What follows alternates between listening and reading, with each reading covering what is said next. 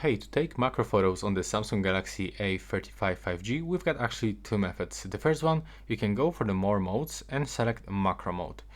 And now, if you want to take any macro photo, you have to hold your camera between 3 or 5 centimeters away from the subject.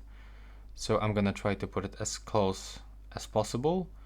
And now I'm losing the focus, so I have to put it a little bit higher. Yeah, like this. So now I just take this kind of the photo, that's how it looks. And the second way is actually to use the zoom feature or 50 megapixel mode.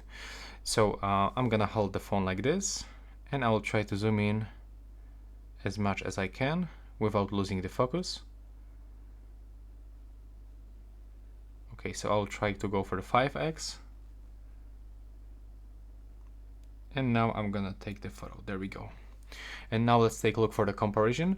So this is taken with the zoom and this is taken with the macro mode. So in my opinion, right here with the zoom, we can actually get better results. Especially we can take a look some details, the structure of this material right here. There's something that we are actually missing here. So in my opinion, it's better to take macro photos by zooming in. But also we can try to turn on the 50 megapixel mode. Try to go as close as we can. So like this. We have to catch the focus. Okay, that's some kind of the focus issue.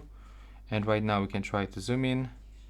We can take the photo and now it was taken. So we can zoom in and just take a look. Okay, it's actually out of the focus, so we have to repeat.